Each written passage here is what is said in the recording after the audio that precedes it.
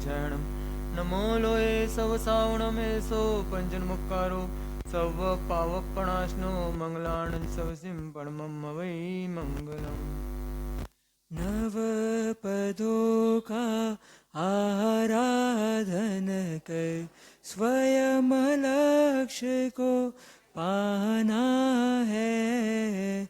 मिट जाए भव भव का फेरा जीवन सफल बनाना है।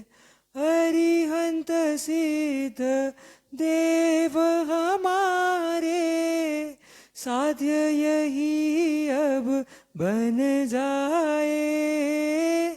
अरिहंत सिद्ध देव हमारे साध्य यही अब बन जाए।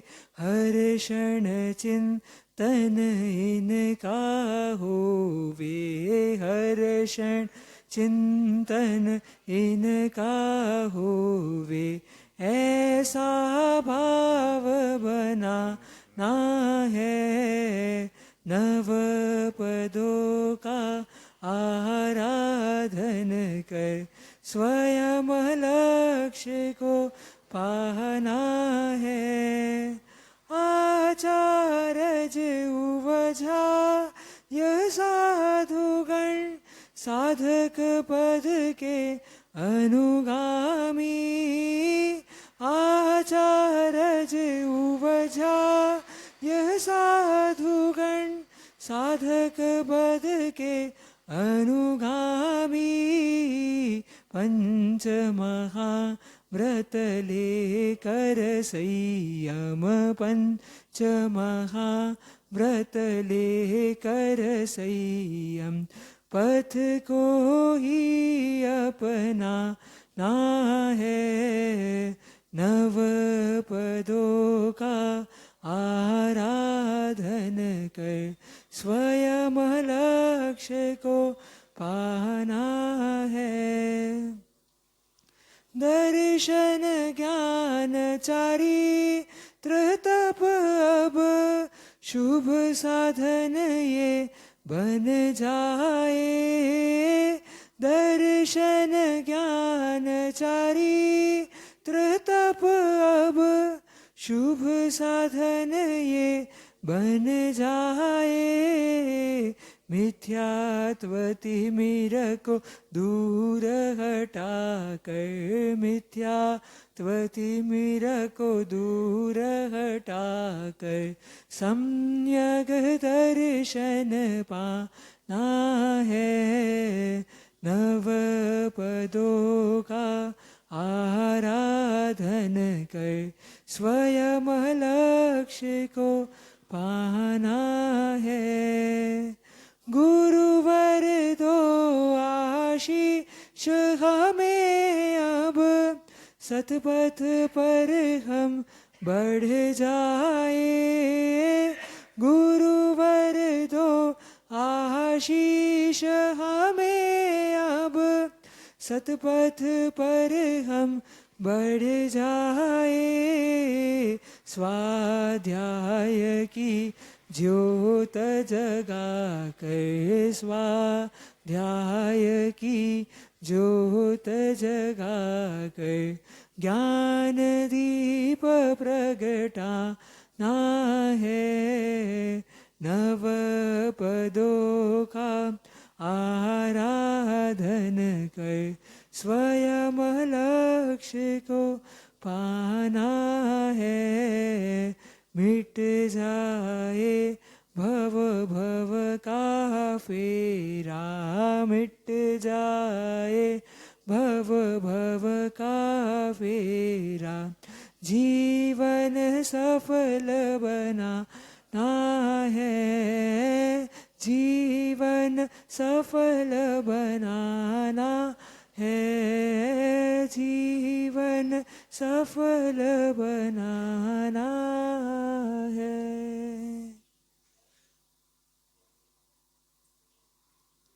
गाजे पंचम काल मां भव विषे भव्यात्मने तारवा मिथ्या मोह अंधकार हणवा सन्मार्ग संस्थापवा वर्ते छे जयवंत अंत करवा संसारना फंदने वंदो मंगलेज शासनपति श्री त्रिशिलानंदने श्री वीरजिनंदने अज्ञानतिमिरान्धानां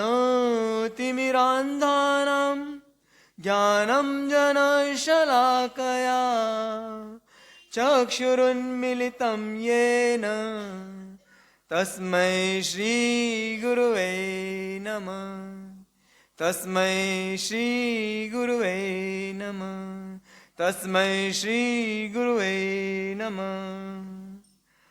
हम सबकी आस्था के अमरदीप वीतराग प्रभु नरसिंहपुर मंडन प्रभु वीर के चरण में कोटि से वंदना। प्रकट प्रभावी चारों ही दादा गुरुदेव के चरण में कोटि से वंदना। परम पूज्य परोपकारी सतपथ प्रदर्शक गुरुदेव के चरण में आत्मभाव वंदना। समादरणीय मुनि भगवंत भव्य शावक एवं शाविकाओं। तपसज्जाय रत सदा द्वादश अंग ने ध्याता रे ते उपाध्याय ते आत्मा जग बंधव जग भ्राता रे। उपाध्याय तपसज्जाय रत सदा, जो हमेशा तप और स्वाध्याय में रत रहते हैं। नाम ही उनका है उपाध्याय। उप धन आध्याय मतलब संधि विच्छेद करो तो उप मतलब होता है पास में। उपवास, उप मतलब पास में वास करना, वैसे उप मतलब पास में। और किसके पास रहते हैं? अध्ययन के पास में रहते हैं। अध्ययन के पास में रहते हैं। अध्ययन अध्यापन ही उनका जीवन है। तप सज्जाय रत सदा द्वादश अंग न ध्याता रे।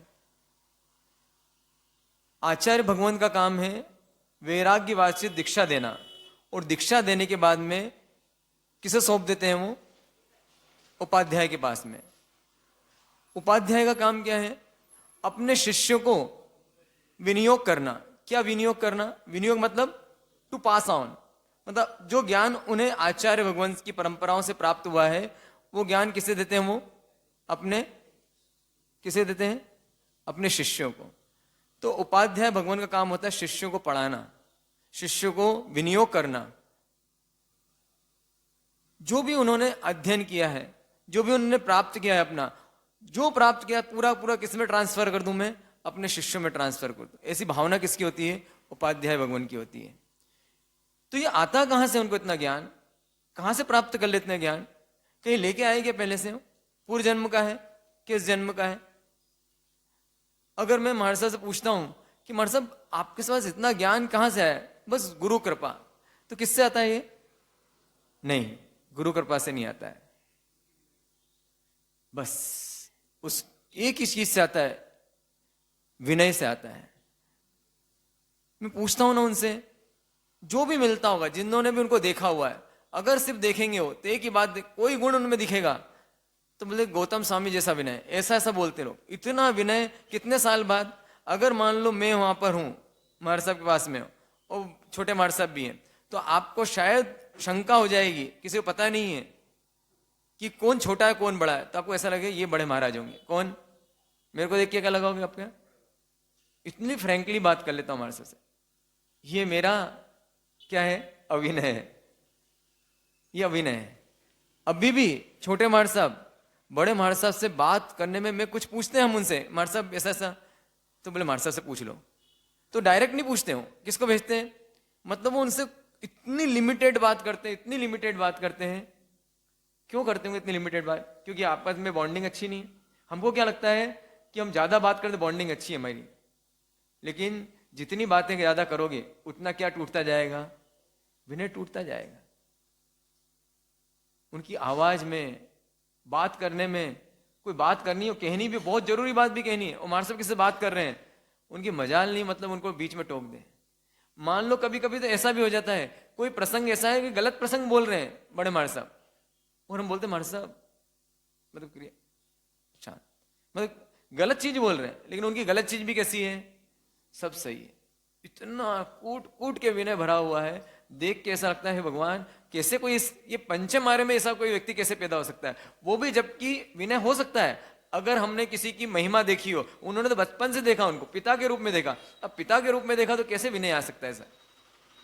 अब मैं अगर मेरी बात करूं तो कितना अहंकार हो सकता है, अब दिखता है। कल मैं इनसे बात कर रहा था, सचिन भैया से बात कर रहा था कि पिताजी ने सिर्फ इतना बोला था मुझे कि भाई गाड़ी चलाने को तो हो जाते हो, साफ करने को नहीं होते हो, कम से कम कपड़ा मार दिया करो, इतनी सी बात बोली उन्होंने।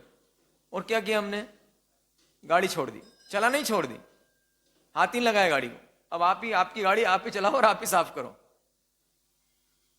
तो मैंने पूछा हमारे साथ ऐसा कैसे हो गया, बोले अगर आपके पिता भी मेरे पिता जैसे होते हैं तो आप भी कैसे होते हैं, मेरे जैसे होते हैं। उन्होंने क्या सिखाया उनको, कितनी बार बोले कि मैं कभी, बोले ऐसा नहीं, मेरी आदत थी बीच में बोलने की, बीच में बोलता। महाराज साहब 4 लोगों के बीच में ऐसा डांटते थे मुझे जब संसार में थे कि बोलती बंद हो जाती थी, और वो आज दिखता है उनके अंदर कि कहां से कहां लाके खड़ा कर दिया। जैसे आज हैं वैसे नहीं थे महाराज साहब, ये भी बात ध्यान रखना, गॉड गिफ्टेड नहीं है सब चीजें। मैंने पूछा महाराज साहब कि सब, मैंने यही बोला कि महाराज साहब गॉड गिफ्टेड है तो आपको, फिर उन्होंने कुछ प्रसंग शेयर करते मुझे, देखो ऐसा हुआ था वैसा हुआ था, तो मैं भी ऐसे ही था, कोई बहुत बड़ी बात नहीं है।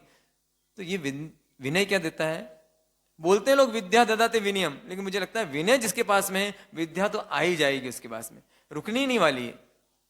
तो अगर अपने जीवन में कुछ लेके आना हो ना, तो क्या लेके आ जाना, कौन, मैं क्या आप, हाँ आप भी और मैं भी। अगर मेरे जीवन में विनय नहीं आया, विनय कैसा विनय, सिर्फ बाहरी विनय नहीं, एक विनय चंद्र मुनि भी हुए हैं, उन्हें किसी राजा से बदला लेना था, उन्होंने बदला लेना था तो उन्होंने बोले कैसे बदला लूं, तो कैसे उससे राजा से अगले बदला ले नहीं सकता, इतनी कष्ट, मतलब उसके आसपास इतने सारे सैनिक होते हैं। तो उन्होंने क्या कि दीक्षा ले ली, जो उनके आचार्य थे, राजा के आचार्य थे, उस राजा के आचार्य के पास दीक्षा ली, और फिराक में रहते, कब मौका मिले, कब मौके मिले, 12 साल तक ऐसा इतना विनय किया कि उनका नाम कुछ और था, लेकिन उनका नाम क्या हो गया, विनय चंद्र रख दिया गया। इतना विनय गुरु का, क्यों कर रहे हैं गुरु का विनय, उनको विनय से कोई लेना देना नहीं। और आज राजा को पोषद है, पोषद के लिए गुरु महाराज आचार्य भगवान किसको लेके जाएंगे, जो सबसे विनीत शिष्य है उसको लेके जाएंगे। और किसको लेके गए, वो उस विनय चंद जी को लेके गए। वो गए और वहां पर मौका देखा, और राजा का क्या कर दिया उन्होंने, किसने, विनय रत्न जी ने उनका मर्डर कर दिया राजा का। अब ये विनय 12 साल तक पाला, तो विनय है कि नहीं है, स्वार्थ से है, जहां पर भी स्वार्थ है, लोभ है, कषाय है, माया है, तो ये सारा विनय विनय नहीं। कभी कभी हम विनय कर लेते हैं, गुरु महाराज के सामने विनय कर लेते हैं, क्योंकि बचने का दरिद्र था।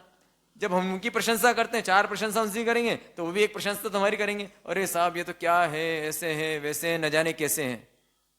और आखिरी में फिर वो बोले अरे आप भी कोई कम थोड़ी हो, आप में भी तो इतने सारे गुण हैं, एक दूसरे गुणों की प्रशंसा करते। ये क्या इसलिए है, जिससे क्या बोलते हैं, जिससे काम हो तो उसके क्या कर लो, गधे को आप बना लो।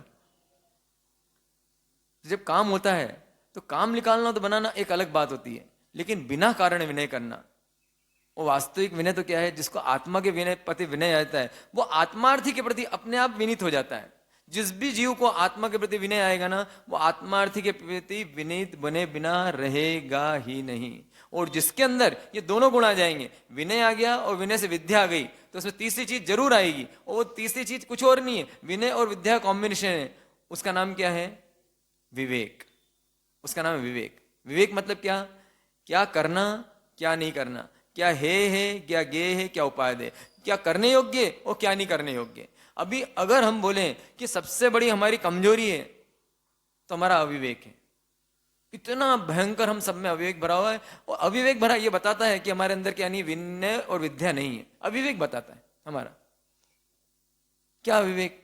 मान लो अगर किसी से पूछा जाए, सिर्फ बातें हैं, मान लो पूजा करना चाहिए कि व्याख्यान सुनना चाहिए, तो क्या बोलेगा, उसको पूजा में बड़ा आनंद आता है, पूजा करने में आनंद आएगा, स्नात्र पूजा करा लो 1-1.5-2 घंटे की, भक्ति करा लो, उसमें बहुत आनंद आएगा उसको। माला जपने में उसको बड़ा आनंद आएगा, लेकिन उससे बोले प्रवचन में बैठना है तो उसमें आलस आएगा, उबासी आएगी, और प्रवचन उसको सेकेंडरी लगता है, जिनवाणी सेकेंडरी लगती है, फर्स्ट क्या लगता है?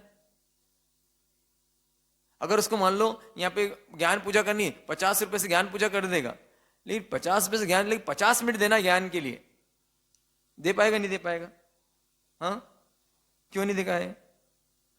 और मान लो यहां पर कर भी लिया उसने, ज्ञानस्य फलम वीरति, तो फिर क्या विनय से क्या आता है? फिर वीरति आती है। वीरति के लिए क्या? अगर मान लो उसको पचकान दिया जाए फिर उसके बाद में, तो पचकान लेंगे ही लेंगे। पचकान से तो एकदम डर लगता है। विद्या भी आ गई, विनय भी आ गया, विवेक भी आ गया, और चौथी चीज क्या? वीरति नहीं आएगी। पहली बात तो हर चीज आखिरी है, मतलब हर चीज ऐसी है बहुत कठिन है। विद्या तो बहुत कठिन है, विनय उससे ज्यादा कठिन है, और विवेक तो लगभग नेक्स्ट टू इम्पॉसिबल है, क्योंकि बहुत मुश्किल है। हमको क्या लगता है मैं ही सही हूं, मैं ही सही हूं, कब क्या करना, किसी ने कुछ किया, अब गुरु महाराज ने कुछ किया तो हमको क्या शंका होती है इसमें, ये क्यों कर दिया, अरे क्या उस समय करने योग्य था, वो क्या नहीं करने होगा, वो ज्यादा समझते हैं हमसे ज्यादा। लेकिन हमको क्या लगती है, जो राय देने की आदत होती है, और राय भी किस हिसाब से, नहीं यही सही है, बात काटने की आदत होती है, ये क्या चीज है, अविवेक है। उनको पता है ना, गुरु महाराज ने बोला भैया इधर नहीं इधर जाना है, अब उधर जाना तो नहीं मार सकते, इधर नहीं इधर नहीं, बताना अलग बात होती है। और अक्सर कौन करते हैं, हम तो करते ही हैं भैया। अगर महाराज साहब ने कोई डिसीजन लिया है तो उस डिसीजन में हम जब तक अपना टुंडा नहीं घुसेड़ें, मतलब अपनी बात नहीं डालें, तब तक हमको मजा ही नहीं आता है। वही मैं देखता हूँ कि हमारे जब बड़े महाराज साहब बोलते हैं तो छोटे महाराज साहब क्या लगते हैं, बिल्कुल से सुनते रहते हैं, उनको बीच में बोलने का काम ही नहीं। प्रवचन कौन दे रहे हैं, छोटे महाराज साहब दे रहे हैं, और बड़े महाराज साहब ने कुछ बोला बस शांत खत्म, और बिल्कुल इतने गौर से सुनते हैं उनको। ऐसा नहीं लगता मैं प्रवचन दे रहा था कि मेरी धारा चल रही थी, उस धारा में मैं पूछता हूँ कभी कभी, महाराज ऐसे कैसे कर पाते हैं आप? फिर वैसे एकदम विचार ही टूट जाते हैं। कोई विचार आ रहे हैं लगातार लगातार विचार, एकदम उसमें बीच में रोक दिया किसी ने, अब वापस विचार कैसे आएंगे वो? मैंने आपको कुछ इरिटेट नहीं होता? बोले किस बात का होगा, दुकान उनकी है, उनकी दुकान पे मैं बैठा हूँ, बस एक पॉजिटिव सोच कि दुकान किसकी है। मान लो आपने अपनी दुकान में मुझे बिठाया है और आप एकदम से आ गए, अब आगे तो मैं उठूंगा कि नहीं उठूंगा?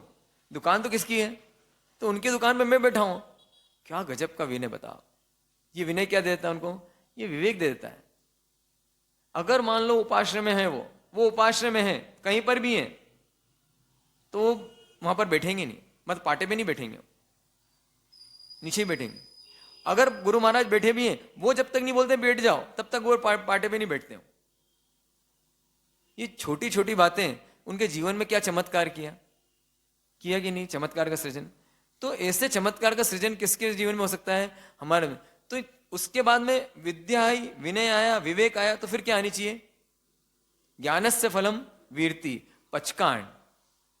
पचकान आज, पचकान क्या लगता है, क्या लगता है आपको कि वो पचकान नहीं लेते होंगे? अगर उनसे जरा सी भी गलती हो जाती है, गुरु महाराज की जरा सी भी अशाधना हो जाती है, हमें मतलब जो समझ सकता है वो समझ सकता है कि कुछ न कुछ वो अपने आप को पनिशमेंट देते हैं। वो पनिशमेंट जो देखने वाला है उसको दिख जाएगा। जैसे मुझे तो पता लग जाता है, कैसे लग जाता है, कुछ भी कुछ अलग किया उन्होंने, जैसे मान लो नीवी करी, क्यों भाई नीवी क्यों करी उन्होंने, तो सर सबको सामने लगे हाँ ठीक है कर रहे हैं, तपस्या करी, कोई तपस्या कर रहे हैं, कोई खमाश नहीं दे रहे हैं, कुछ अटपटा सा कर रहे हैं जो रोज नहीं करते हो, मतलब कुछ ना कुछ। मैं जानबूझ के, देखो ये अभिनय है। क्या पूछता हूँ, मार साहब झगड़ा हुआ है क्या पूछता हूँ उनसे, तो एकदम अब बताओ, ऐसा कोई पूछ ले, शिष्य पूछ ले, तो उसको क्या क्या जवाब देना चाहिए, माइंड योर लैंग्वेज, अपनी औकात में रहो, चलो अपना काम करो, ऐसा बोलना चाहिए ना। क्या करते हो, एक ही बात, उनका एक ही हथियार, क्या, स्माइल। मैं यही बोलता हूं, और कभी कभी तो ऐसी भाषा ही बोलता हूं, पंगा हो गया क्या हमारे साथ से, मैं हंसते हुए बोल रहा हूं, लेकिन है क्या मेरा, ये अविवेक है, ये अविनय है, ये अशातना है गुरु भगवंत की। मैं उनको फ्रेंड मान रहा हूं ना, बस ये मेरी बहुत बड़ी अशातना है। उनको दोस्ताना समझा, गुरु महाराज को दोस्ताना समझा, दोस्त समझा, इतना बड़ा आपका मतलब पतन हो जाएगा। अगर गुरु महाराज अगर ये सफेद वस्त्र पहने हुए हैं, उन सफेद वस्त्र पहने हुए पंच महाव्रतधारी से आपने दोस्ती जैसा संबंध बनाया, आप समझ लो आप दुर्गति के शिकार हुए। आपको उनसे डिस्टेंस रखना ही है, आपको उनके करीब आना ही नहीं है। सच बोल रहा हूं, हाँ बिल्कुल सच बोल रहा हूं मैं आपको। आप पूछ लें किसी आचार्य भगवान से, 3 हाथ दूर ही रहना है उनसे। कितने हाथ दूर रहना है, आप उनके अवग्रह में नहीं आ सकते हो।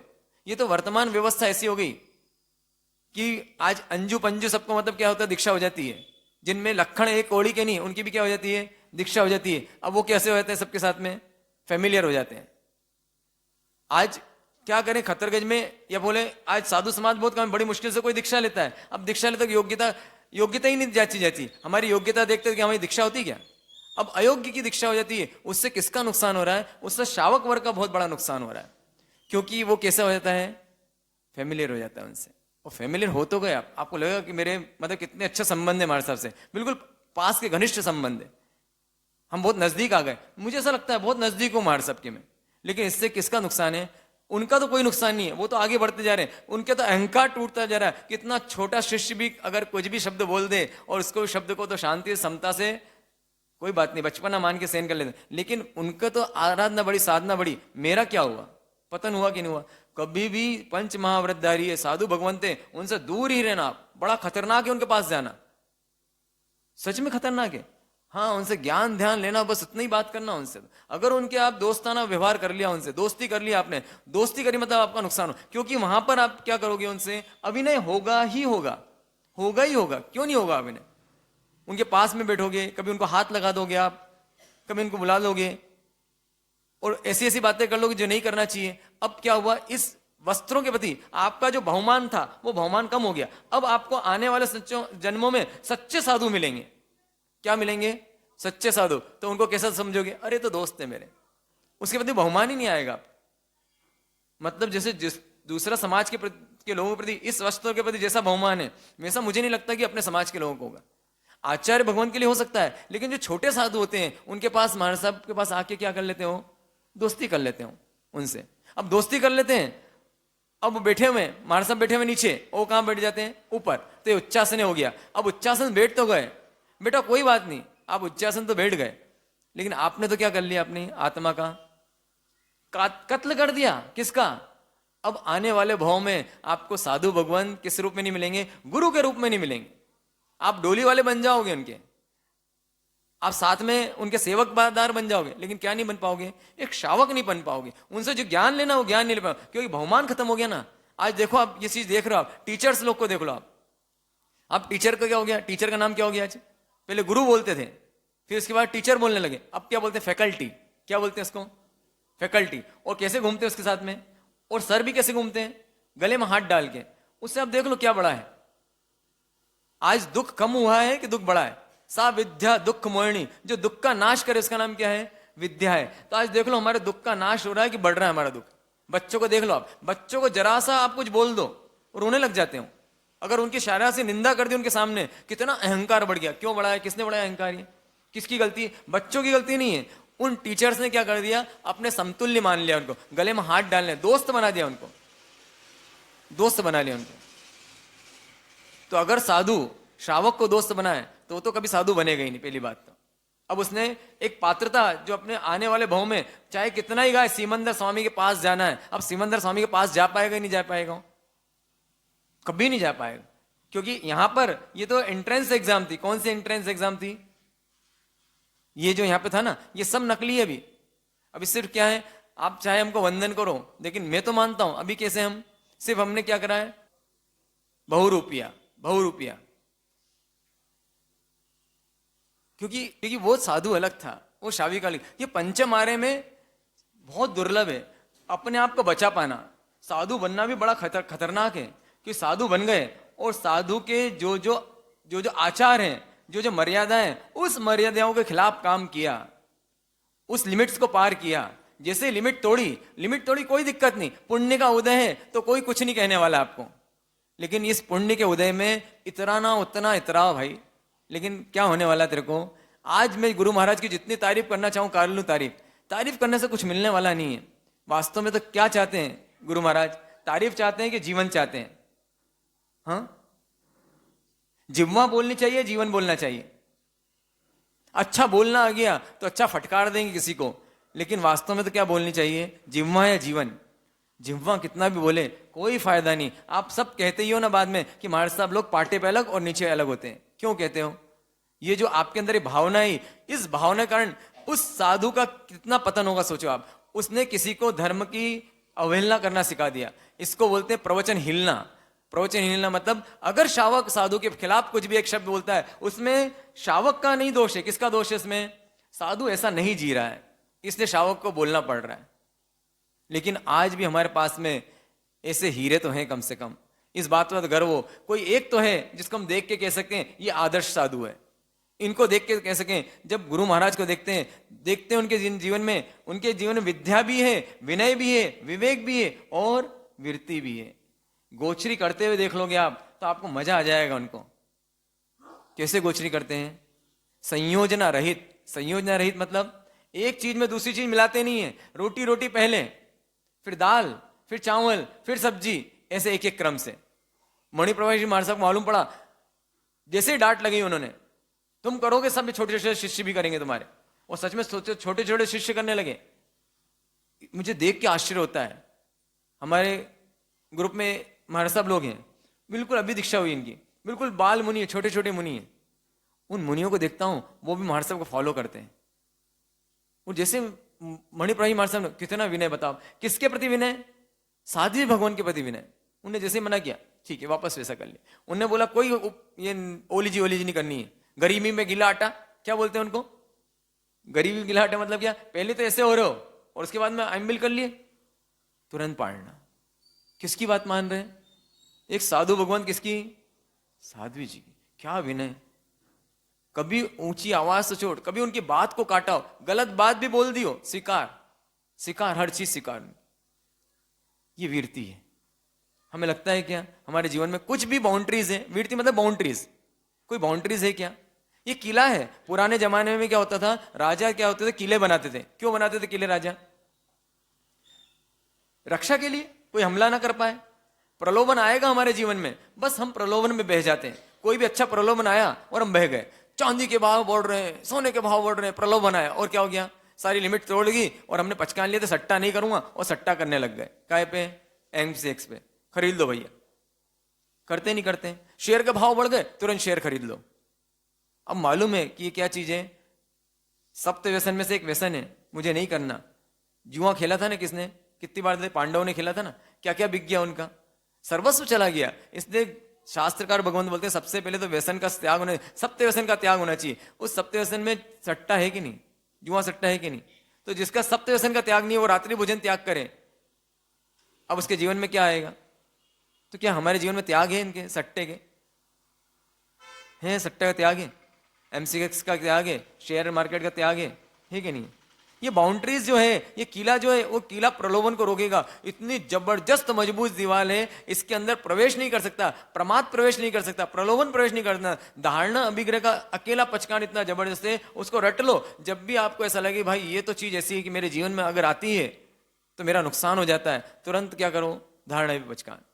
ये जीवन में तो आना ही नहीं चाहिए मेरे जीवन में। ये दोष आ गया है तो आज से मैं इस दोष का त्याग करता हूं तुरंत। ये विवेक है। क्या मेरे लिए उचित है, मेरी आत्मा के लिए क्या जरूरी है, वो मेरी आत्मा के लिए क्या जरूरी नहीं है। तो उपाध्याय भगवान मतलब क्या? जो विनियोग करते हैं। किस चीज का विनियोग करते हैं? किसका? ज्ञान का। उनको क्या नाम बोलते हैं? उनको उपाध्याय भगवान। जब भी आप देखना, आज हम देखें, अगर हमारे महाराज साहब को देखें तो बड़े महाराज साहब पिता तुल्य लगते हैं और छोटे महाराज साहब कैसे लगते हैं? माता ऐसे, बिल्कुल एकदम सॉफ्ट है, एकदम कोमल है। तो वात्सल्य भाव उनके अंदर अगर मैं देखूं कि महाराज साहब के अंदर सबसे बड़ी खूबी कौन सी है? खूब वात्सल्य भाव है दोनों महाराज साहब में, बड़े में भी और छोटे में। तो उपाध्याय भगवान की सबसे बड़ी खासियत क्या होती है? वो माँ के समान है। जैसे बारिश होती ना, बारिश क्या करती है? हरा भरा कर देती है। किसको? जमीन को हरा भरा कर देती। किस चीज से? पानी से। तो आज का जो दिन है, मैंने आपको कलर बताना भूल गया सबके, कभी बताएंगे हम बैठ के, कलर भी कभी चर्चा करेंगे। उपाध्याय भगवान का कौन सा कलर है? ग्रीन कलर है। ग्रीन मतलब क्या करते हैं? वो अपने वात्सल्य से हमारे मन को प्रफुल्लित कर देते हैं। उनका वात्सल्य मिलता है तो मन एकदम खुश खुश हो जाता है। और एक बात ध्यान रखना, जब भी किसी को वात्सल्य होगा, जब भी वात्सल्य होगा तो किसी को दिए बिना नहीं रह सकता कुछ। उसका एक नेचर ही है वात्सल्य का, एक विनियोग वात्सल्य का एक नेचर है। कहीं मैंने पढ़ा था, बहुत अच्छी लाइन थी, वो ऐसा लिखा था, you can't love without giving. क्या लिखा था उसमें? You can't love without giving. मतलब ऐसा हो नहीं सकता है कि आप किसी से प्यार करो, किसी से प्रेम करो, किसी से स्नेह करो, किसी से वात्सल्य करो और उसे कुछ दो नहीं। आप क्या नहीं दोगे? आप जब भी प्यार होगा, प्रेम होगा, सच्चा प्रेम होगा, तो सर्वस्व निछावर की भावना होगी। मेरा सब कुछ किसको दे दूं? सब कुछ किसको दे दूं? इसको दे दूं। जैसे माँ है, माँ क्या चाहती है? माँ को वात्सल्य आता है, कोई अच्छी चीज देखती, किसको दे दूं? बच्चे को। मान लो खाने की चीज है तो बच्चे को दे दूं, कोई खिलौना है बच्चे को दे दूं, कोई किसी घर में कुछ देखा, अगर बाबा सूट देखा उसका, तो ऐसा सूट मेरे बच्चे के लिए लेना है। किसी फ्रॉक देखी, ऐसी फ्रॉक बच्चे की भी होना चाहिए। वो टीकी लगाती है, उसको क्या बना देती है? वो एकदम सुंदर सा बना देती है। जब नहीं है, होने ही वाला है, उसके पहले स्वेटर बुनने लग जाती है, पहले की माँ है कि मतलब उसके लिए अभी से तैयारी है कि मतलब इसको क्या दे दूं मैं? सर्वस्व दे दूं। तो ऐसे सर्वस्व देने की भावना किसकी होती है? ऐसी ये विनियोग अगर है, विनियोग की भावना सबसे पहले आएगी। वात्सल्य है तो विनियोग आएगा।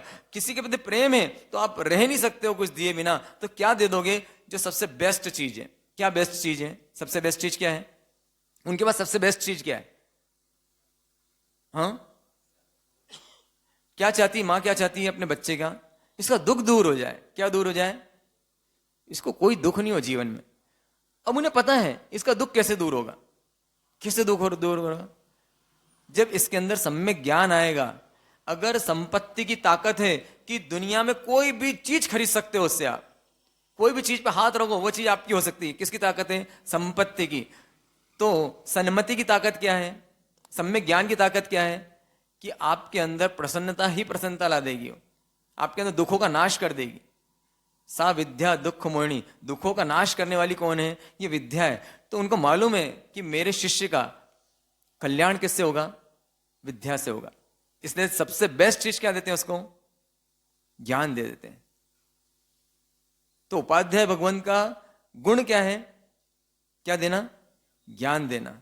और शिष्य का गुण क्या है?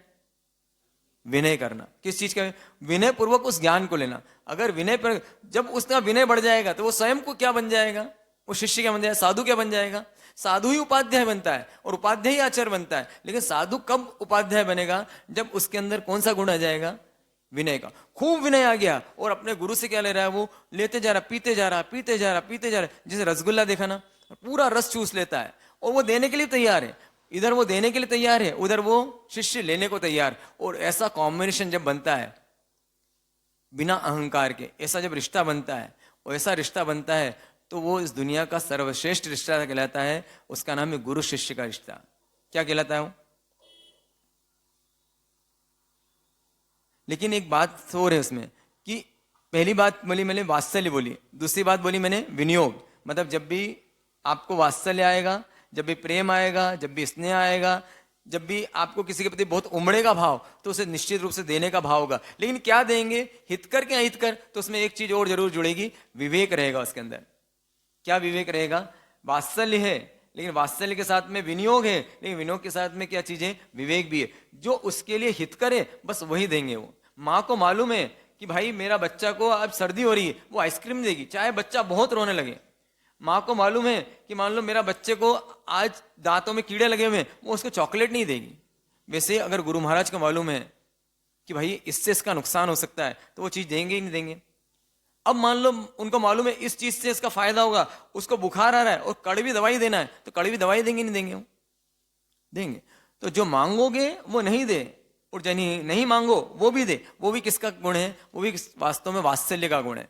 जैसे मान लो महाराज साहब ने भी परमिशन मांगी थी गुरु महाराज से कि महाराज साहब मेरे को श्रेणी तप करना है, तो महाराज साहब ने मना कर दिया इनको।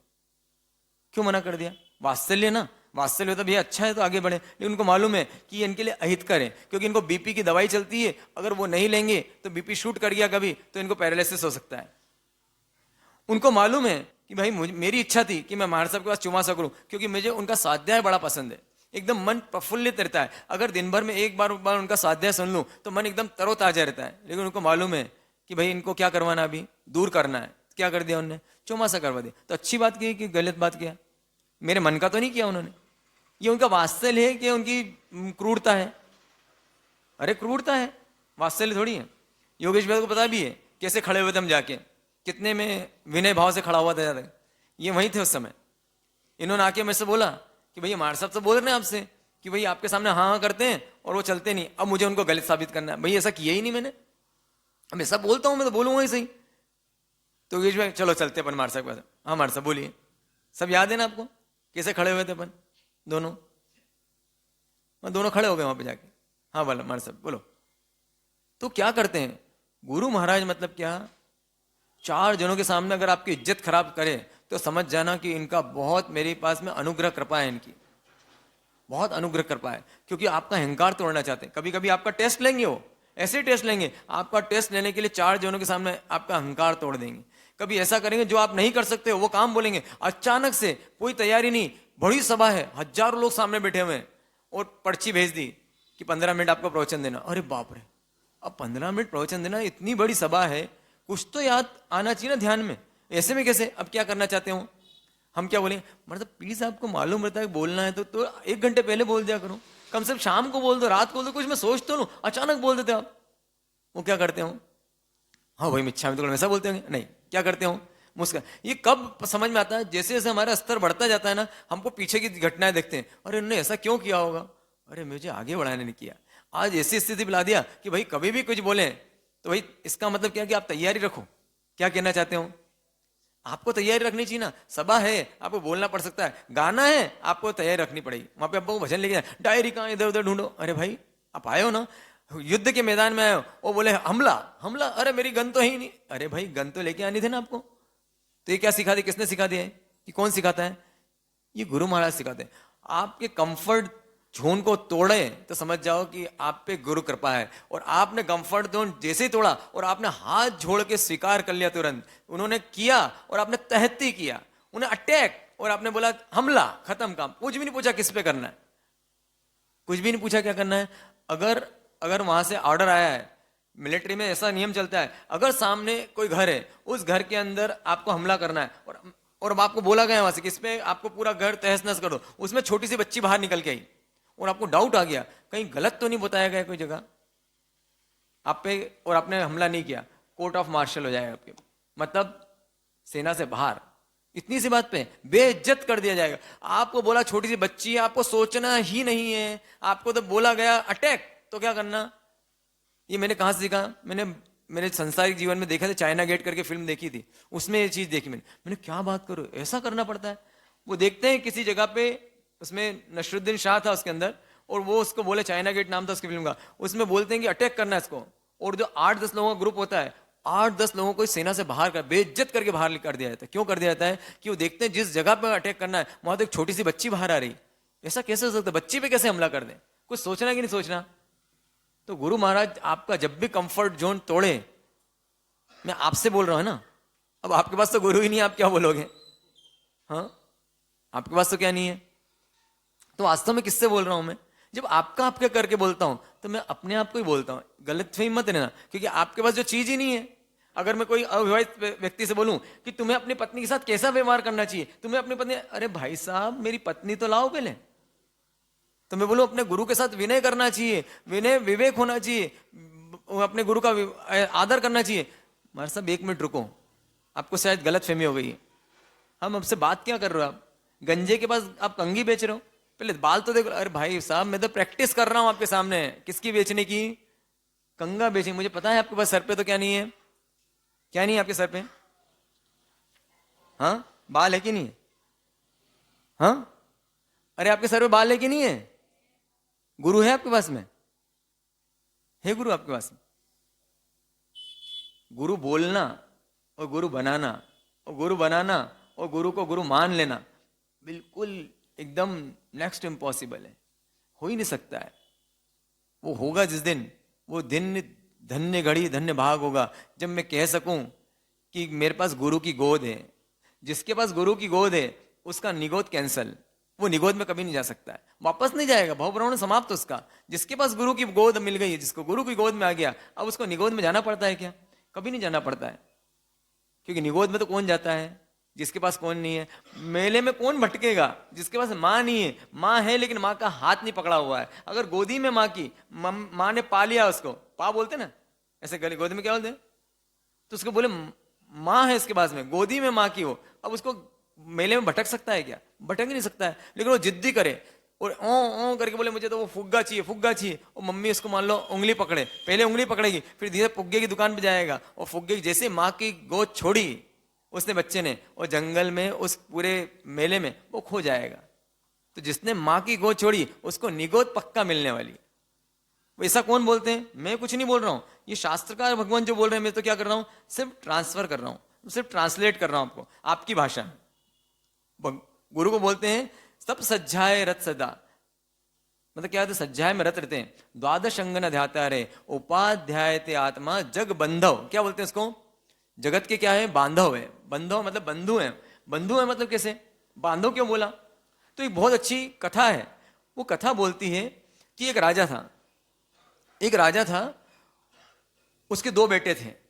अब दोनों बेटे थे तो किसको, वो दोनों एकदम बलवान, बुद्धिमान और हर चीज में एकदम रूपवान, कोई कमी नहीं दोनों में।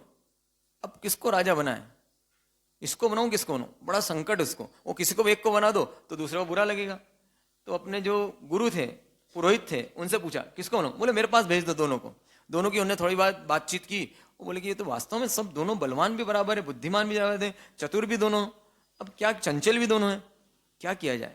उन्हें बोला ठीक है, एक परीक्षा ली। उन्हें बोले राजा को बुलाया, इन्हें दोनों को 1-1 लाख रुपए, 1-1 लाख मोहरे दो, स्वर्ण मोहरे, कितनी, 1-1 लाख रुपए इसको, लाख मोहरे इसको। और दोनों से बोला 6 महीने के अंदर अंदर जो आपके राज्य में जितने नगर हैं उनमें से मात्र 50 नगर में क्या बनाना है आपको, अपने मकान बनाना है। कितने में, 1 लाख रुपए की 1 लाख स्वर्ण मोहरे। और जो आपका पूरा राज्य है जितनी दूर फैला हुआ है, उस राज्य में जितने भी नगर हैं उन नगरों में आपको, उसमें से कोई 50 नगर सिलेक्ट कर लो, उन 50 नगरों में आपको 1-1 मकान बनाना है अपना। कितने महीने में, 6 महीने में। काम आसान है कठिन है, कठिन काम है। और दोनों निकल पड़े और धीरे धीरे धीरे 6 महीना पूरा हुआ। और आज 6 महीने पूरा हुआ और पहला बेटा आया, एकदम थका मांदा, उदास, निराश, इतना परेशान, कृक्ष काय हो गया बिल्कुल, सारे पैसे खत्म हो चुके हैं। बोले क्या हुआ भैया, बोले गुरु महाराज बहुत कठिन काम दिया आपने, बहुत कोशिश की, फिर भी सिर्फ 18 नगरों में मैं अपने मकान बना पाया, वो भी कैसे, अभी भी पूरे पूरे नहीं हुए, कच्चे पक्के मकान है वो भी। और बहुत परेशान हो गया, सारा पैसा खत्म हो गया और सिर्फ 6 महीने में बनाने थे, कितना बड़ा टास्क दिया था आपने। बोले कोई बात नहीं, आन दो दूसरे को भी। दूसरा आया, उसकी चाल में स्फूर्ति, चेहरे पे चमक, हट्टा कट्टा हो गया, लाल लाल गाल हो गए उसके, एकदम मजेदार हो तो दिख के। बोले ये ऐसा कैसे, बोले बनाए तुमने, बोले 1 मकान भी नहीं बनाया। अरे हार गए तुम, शर्त नहीं हारा हूं, लेकिन मैं शर्त तो जीत के आया हूं। बोले जैसे आपने बोला था 50 मकान बनाते हैं, मैंने जोड़ा, पैसे को कैलकुलेट किया, मैंने असंभव है 6 महीने बनाना, 6 महीने में 1 मकान भी नहीं बन सकता है, कैसे बना पाऊंगा। तो कोई बात होगी, आप यही चाहते हो ना कि 50 शहरों में ऐसे मकान हो जहां पर मैं जाऊं तो खाने पीने रहने की व्यवस्था हो जाए, जहां मुझे मेंटेन भी नहीं करना पड़े। मैंने वैसा कर दिया। और 1 शहर में नहीं, 2 शहर में नहीं, 50 शहर में नहीं, 250 नगरों में मैंने ऐसे घर बना दिए हैं जहां मैं जब भी जाऊंगा वहां पे खाने पीने रहने सोने की सब व्यवस्था। वो 50 घर वो अपने आप मेंटेन होते रहेंगे, मुझे मेंटेन भी नहीं करना। और उसके लिए 1 लाख खर्चा नहीं करना पड़ा, मात्र 20,000 सोना मोहर हुई। और ये 80,000 सोना मोहर आपके सामने। क्या किया उसने, जग बंधव जग भातारे। जो स्वार्थी होता है ना वो सिर्फ अपने बारे में सोचता है, और जो परार्थी होता है, वो किसके बारे में सोचता है, वो दोस्त बनाता है। उसने क्या बना दिया, 250 घर में, 250 नगरों में अपने दोस्त बना लिए। और दोस्त कब बनता है, दोस्त कभी स्वार्थ से नहीं बनता है, जब सिर्फ आप उसको दोगे तब दोस्त बनेगा। तो ये ऐसे हैं, जग बंधव है। ये सिर्फ क्या करते हैं, किसी से कोई अपेक्षा नहीं, शिष्यों से कोई अपेक्षा नहीं है इनको कि शिष्य मुझे कुछ दे, शिष्य मेरा भला कर दे, मेरे शिष्य हो जाएंगे, मेरी सेवा करेंगे। सेवा की बात करते हो आप, कभी बड़े महाराज साहब को देख लो, कितनी बार हमको एकदम इंसल्ट फील होती है। और मणिप्रवी महाराज साहब तो इतना सुनाते हैं बात, बाप रे बाप। क्यों, अपना हाथ में कभी भी देखोगे उनके हाथ में उनका क्या मिलेगा, आसन मिलेगा, आसन तक नहीं देते हैं। अगर उनको कुर्सी उठानी है, मान लो बैठे हैं, कोई कुर्सी चाहिए उनको, तो किसी से नहीं बोलते शिष्य से ही कुर्सी दे दो, खुद अपनी कुर्सी लेते हैं। क्या बोलते हैं, पुण्य खर्चा होता है मेरा। क्या बोलते हैं, उनसे बोला आपके कितने शिष्य, पूछ लेना कभी उनसे। बोले कोई शिष्य नहीं मेरा, सब साथी हैं, हम साथ में साधक हैं, साधना कर रहे हैं। किसी को शिष्य मानते हैं, पूरा कुछ सब कुछ निर्छावर है, सब कुछ देने को तैयार है, और लेने को क्या, ना रिस्पेक्ट चाहिए उनको, ना उनसे कोई सेवा चाहिए। तो ये ऐसे होते हैं, सब देना ही देना जानते हैं। तो इनके कितने मित्र बन जाते हैं। तभी तो आप बोलते हो हर व्यक्ति के दिल में राज करते हैं ऐसे गुरु, हर दिल में राज कर रहे हो। आज देखो पूरी दुनिया में देखो, आज डंका बज रहा है उनका, किस बात का, जो भी देखता है दुश्मन भी उनका नाम कभी होगा। कोई मान लो उनको कोई मानता होगा दुश्मन अपना, मान लो कोई कॉम्पिटिटर मानता होगा, वो भी कैसे नाम लेता है उनसे। सम्मान से नाम लेता है। और कभी कोई ऐसा होता है, कभी कभी कोई गुरु महाराज उनके पास हमारे पास देते हैं कि भाई तुमको दीक्षा लेनी तो कहाँ लेके आओ, लेना तो वहां पर लो। और वैसे सच बताऊं, मैं भी इस गच्छ का नहीं था, मैं तपागछ से में हूं मैं, लेकिन महाराज साहब के पास आया बिना लोभ लालच के। और सच बताऊं, मैं जब मैं मेरा प्रतिक्रमण करता था वो उनका प्रतिक्रमण करते थे हम, लेकिन मैं अपना प्रतिक्रमण करता था, वो अपना प्रतिक्रमण करते थे शाम को प्रतिक्रमण के समय में। लेकिन उनके मन में इतना सा भी नहीं कि भाई ये अपना प्रतिक्रमण करते हैं। दादा गुरुदेव का कौशक नहीं करता था, क्योंकि हमारे इसमें है ही नहीं, हमारे इसमें जो है हमारी रीति, उस रीति से करता था। तो उनको इतना भी नहीं, भाई ये तो कम से कम इनके प्रति रिस्पेक्ट तो होना चाहिए इनको। जो खड़तरगज में आते हो तुम, जिस थाली में खाते हो, जिससे ज्ञान ले रहे हो, क्योंकि एक कट्टरता होती है, मुझ में तो थी खूब ज्यादा कि अपन जो है भाई अपना के धर्म के, इनके ज्ञान लेना है लेकिन क्या नहीं करना है। लेकिन जब देखा उनकी करुणा, देखी गजब की करुणा, गजब का वात्सल्य। एक एक समय उनका, जब मुझे सूरत में था 104 डिग्री बुखार हो गया, इतना बुखार हुआ तो तीसरी मंजिल पे था। तीसरी मंजिल पे उनको क्या लेना क्या देना, उनको मालूम है दीक्षा नहीं लेने वाला हमारे पास में, पक्का था बिल्कुल। और वो कहाँ देखने आए, ऊपर तीसरी मंजिल में। कौन? बड़े महाराज साहब। कितना वात्सल्य, कोई लेना देना उनको। और वैसे भी मेरे जैसे नालायक को शिष्य बना के क्या फायदा होने वाला था उनका, ना आज तक हुआ है ना आगे होने वाला उनका फायदा। वास्तव में कोई योग्य जीव को शिष्य बनाए तो एक समझ में आता है कि इसमें योग्यता दिखती है।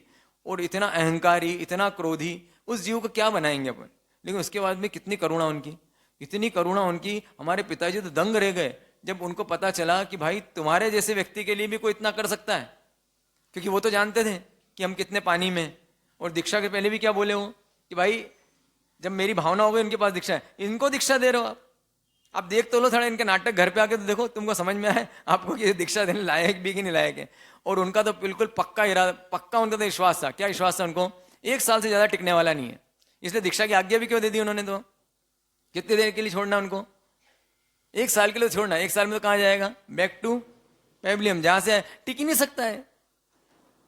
वो किसको मालूम था, लेकिन ये टिकाए रखा। ये किसका कमाल है? ये गुरु भगवान का कमाल है।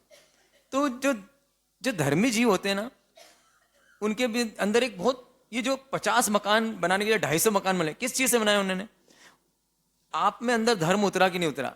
बस इस चीज से देखना आपका हृदय कितना कोमल हुआ है। जितना हृदय कोमल हुआ है, जितना हृदय सॉफ्ट है, उतने % में आप धर्मी हो। और जितनी कठोरता है आपके जीवन में, उतने क्या हो आप अधर्मी हो। हम देखें किसी के प्रति भी हमारे अंदर कठोरता लग दी, ऐसे होते हैं वो पर दुख कातर। क्या बोलते हैं उनको? पर दुख कातर बोलते। पर दुख कातर का मतलब क्या होता है? दूसरे के दुख देख के, ब्लोटिंग पेपर देखा ना आपने? ब्लोटिंग पेपर कैसा होता है? एक बूंद डालो स्याही की, आप कल्पना भी नहीं कर सकते इतना फैल जाता है वो। क्यों फैल जाता है वो? क्योंकि इसका नेचर है। क्या नेचर है इसका? कि एक बूंद भी डालोगे स्याही की, पूरा पेपर आपका नीला नीला कर देगा, स्याही में कर देगा। तो वो ऐसे पर दुख कातर है, अपने दुख में तो मुस्कुराते रहते हैं और दूसरे के दुख में आंख में से आंसू आ जाते हैं। ऐसे होते हैं। ये सिर्फ बातें नहीं है, मैंने देखी हुई, आंख से देखी हुई है। मैंने कहा वास्तव में ऐसा इतना भी होता है। हमारे ग्रुप में एक महाराज साहब है, प्रशांत साई महाराज साहब।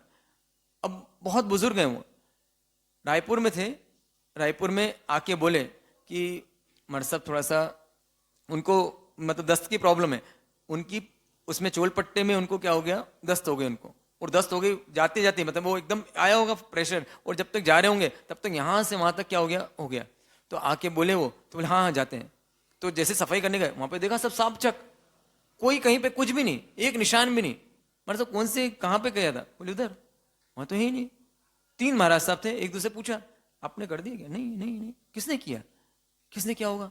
आप सोच नहीं सकते हो, एक गुरु महाराज ऐसा कर सकते हैं क्या? कौन गुरु महाराज? कौन गुरु महाराज? मनीष शागी महाराज साहब। उन्होंने उनकी पूरी जो दस्त थी पूरी साफ कर दी। जबकि हम शिष्य हैं तो बोल सकते हैं किसी से भी, हमसे आके बोल सकते हैं भैया देखे ध्यान रख लेना, लेकिन हमसे नहीं बोला। किसने बोला? उन्होंने स्वयं ने कर दिया। हो सकता है ऐसा? पॉसिबल? एक कोई एक इतना बड़ा उपाध्याय भगवान, इतने नाम जिनका चल रहा है और उनको इतने काम रहते हैं जिंदगी में कि उनको सांस लेने की फुर्सत भी नहीं, ऐसा एकदम छोटे स्तर का काम कर सकते हैं क्या? अब बताओ, किसे बोला भी नहीं, ऐसा भी नहीं किसे बोला हो। बाद में समझ में तीनों नहीं किया तो फिर किसने किया? तो उसके बाद में कौन गया था? तो बोले महाराज साहब गए थे। तो उनसे पूछा तो कोई जवाब ही नहीं दे रहे हो कि आपने किया क्या। आंख में आंसू आ गए। क्यों आ गए आंख में आंसू? कि यार कोई इतना भी विनम्र हो सकता है क्या अपने शिष्यों के प्रति। आप आज महाराज साहब है, मैं इनसे फ्रेंडली बात कर लेता हूं, उन्होंने कभी इनसे फ्रेंडली बात नहीं की होगी। मैं इनसे मजाक कर लेता हूं, उन्होंने कभी इनसे मजाक नहीं की होगी। इतना ही रिस्पेक्ट देते हैं जितना कि वो इस उम्र वाले व्यक्ति को, उन्होंने कभी माना ही नहीं मैं क्या हूं, मैं इतना बड़ा गुरु हूं। और आज भी उसका श्रेय किसको जाता है, उनके गुरु महाराज को। आज भी उनको कभी भी किसी के सामने भी, हम सब हैं इतने सारे शिष्य, उन इतने सारे शिष्यों के सामने भी उनको झाड़ने में वो क्या नहीं करते हैं, देर नहीं करते हैं कभी भी। जब मैंने दीक्षा ही ली थी, दीक्षा लेने के बाद तुरंत दीक्षा ली, और दीक्षा लेने के बाद में दीक्षा जिस दिन थी उसी रात को 104 डिग्री बुखार आ गया था। तो सुबह दीक्षा नहीं होने वाली ऐसे हो गया था कि वो जो होता है ना दीक्षा के बाद में वो सम्मान होता है रात को होता है, वो सब नहीं हुआ। 3-4 लोगों की दीक्षा थी, मेरा नहीं हुआ। क्यों नहीं हुआ? क्योंकि मैं था ही नहीं वहाँ पे, मुझे तो इतना बुखार आ रहा है, और लगभग दीक्षा कैंसिल। लेकिन सुबह दीक्षा के समय थोड़ा ठीक हो गया, और जैसे ही दीक्षा हुई उसके बाद वापस से 104 डिग्री बुखार, इतना ही तेज बुखार। और उसमें जोग करने होते हैं, वो जोग मतलब क्या, 20 दिन के जोग रहते हैं, आयम्बिल करने होते हैं इसमें। अब इतनी तेज गर्मी, एमपी वाला छत्तीसगढ़ में चला जाए, यहाँ तो हवा भी चलती थोड़ी थोड़ी, वहाँ हवा भी चलती, इतनी तेज गर्मी और उसमें आयम्बिल। सोचो आप उस आयम्बिल कैसे किया होगा, कैसे किया पता है आपको? गुरु महाराज पास में बैठे, कौन सा है? बड़े महाराज साहब। बड़े महाराज साहब पास में बैठ के और ऐसे मुझे क्या कर रहे हैं, ऐसे पंखा चल रहे हैं। कैसे? ऐसे पंखा चल रहे हैं मुझे, विश्वास करो आप। और मैंने क्या, मेरे को क्या लग रहा है, अरे वायु का की जीवों की आराधना हो रही है, और कौन कर रहे हैं वो भी? गुरु महाराज। और मैंने महाराज साहब मत कीजिए आप तो, और बोले नहीं आप तो अपने गोचरी करो, आप तो अच्छे से करो, एक एक चीज बिल्कुल मेरे सामने, ये लेके आओ, ये करेंगे। क्यों भाई क्यों? कितना वात्सल्य! ये कब आ सकता है? जब हृदय एकदम कोमल हो जाता है। वैराग्य सागेज महाराज साहब को 27 दिन कैंसर में रहे, लेकिन 27 दिन कहाँ रहे वो? उस छोटी सी कोठरी में महाराज साहब वहीं के वहीं रहे। और इतनी बार लोगों ने बोला कि अब तो कोई दम नहीं बचा है भाई, इनको अब वेंटिलेटर से उतार लो, कर लो। बोले नहीं, इनको लेके आ जाओ वहां पे। नहीं लेके आए। उनको साता होनी चाहिए। किसको साता होना चाहिए? वैराग्य साई महाराज साहब। एक एक क्षण किसका ध्यान रखते हैं? ये इसको बोलते हैं जग बंधव जग बढ़ाता। हम अपने आप को देखें, हम कितने स्वार्थी, अपनों के लिए नहीं कर सकते, वो तो किसके लिए करते हैं? जो उनके नहीं उनके लिए कर सकते हैं। वो वास्तव में तो उनका करुणा किस बात की होती है? ये सब नहीं करवाना चाहते, ये तो बाहर का दिखा हुआ है। आपको लगता होगा ना, शरीर की सहायता कर दी, शरीर को पहुंच दिया। वो करना क्या चाहते हैं? एक बार मान लो आपने दिल जीत लिया किसी का, प्रीति से प्रतीति होती है। जब प्रीति हो जाती नहीं किसी से, मान लो मुझे प्रीति हो गई, अब क्या होगा उसके बाद में? जिससे ही प्रीति हो जाती है उसकी बात मानने का मन करता है। क्यों बात मानने का मन करता है? कि ये इतने भले। अब वो क्या मनवाना चाहते हैं उनसे? बस वो तत्वों की तरफ ले जाएंगे। बड़े महाराज साहब वड़वा आश्रम में था, मैं, मुझे याद है, जब दीक्षा नहीं हुई थी, तो महाराज साहब ने किसी ने वड़वा आश्रम में किसी ने प्रवचन थे उनके, स्वाध्याय था, स्वाध्याय कराया। उस स्वाध्याय के बाद पूछा मेरे से, क्या भाई क्या समझ में आया?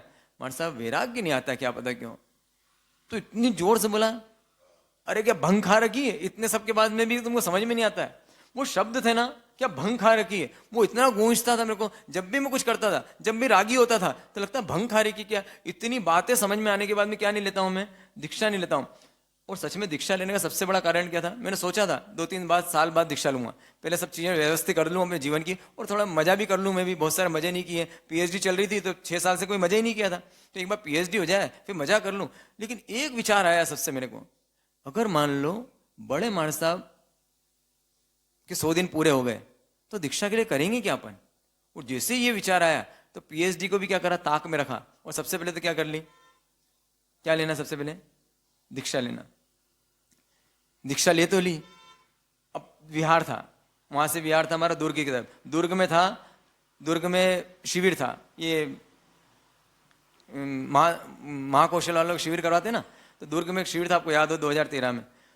तो वहां से विहार हुआ हमारा, और विहार हुआ, विहार में पहले ही विहार, भाई साहब तो अपने तो बिल्कुल एकदम नाजुक, अब वैसे तो बहुत तीर मार दिए थे, लेकिन अब जूते में तो चले थे बहुत सारे हमारे साहब। विहार कर लिया, बिना चप्पल के चलना, और फोला हो गया इतना बड़ा, अब बोल भी नहीं सकते, थोड़ा डर भी लगता है कैसे बोलेंगे, छाला हो गया, और छाला बोल दूंगा तो सबका विहार कैंसिल हो जाएगा मेरे कारण। तो मैंने चुपके से क्या मंगवाई, नीडल मंगवाई एक से। मैंने कहा नीडल ला दो, अपन नीडल से फोड़ेंगे और साफ करेंगे, हो जाएगा, तो कोई दिक्कत नहीं, विहार करेंगे। और जैसे उस बेवकूफ़ आदमी ने क्या किया, नीडल लाके किसको दे दी? महाराज साहब। बोले क्या करना है? बोलो किसने मंगाई? बोले वो महाराज ने, वो नए महाराज ने, उज्जैन वाले महाराज ने, नाम तो याद है नहीं। अगर मेरे को कोई विनम सागर बोलते, मेरे को याद नहीं था मेरा नाम क्या था। कोई पूछ लेता विनम सागर 3 बार बोले तो याद नहीं ये किसको बुला रहे हैं। तो वो उज्जैन वाले महाराज ने उनको, अच्छा अच्छा अच्छा क्या हो गया, क्यों मंगवाई, अब क्या बोलूँ मैं, नहीं नहीं नहीं नहीं नहीं ऐसे ऐसे बोलते ना मैंने, नहीं नहीं कुछ नहीं हो। अरे क्या हुआ भाई, हमारे से वो थोड़ा छाला हो गया। देखा उनने, अरे ये छाला हो गया, ऐसा फोड़ते हैं क्या इसको, सेप्टिक हो जाएगा अभी। अरे क्या का सेप्टिक है, कितनी बार फोड़ा, कुछ नहीं बोला भाई ऐसा। लेकिन उन्होंने तुरंत डीसी जैन साहब से, वो डीसी जैन साहब आया, ऐसा जैसे ऑपरेशन का रहता है ना पूरा, ऐसा वाला थाली, उसके अंदर छुरी कट लगी, जैसे खाना खाने लाते ना, पूरी छुरी और सब लिखी, और उन्होंने दोनों हाथ में ग्लव्स पहने। मैंने क्या भगवान जाने क्या ऑपरेशन करेंगे, साफ सूफ करा उसको, ऐसा किया। ओ मुझे वहाँ छोड़ा उन्होंने 2 साधुओं के साथ में, और पूरा ड्रेसिंग करवाई उनसे बराबर प्रॉपर। उसके बाद विहार किया, आप कल सुबह आना। कितनी करुणा बताओ। मतलब आज महाराज साहब को दीक्षा, आज महाराज साहब दीक्षा देना बड़ा कठिन काम था, कि पाँव में तकलीफ है, इतने बुजुर्ग भी कौन करेगा।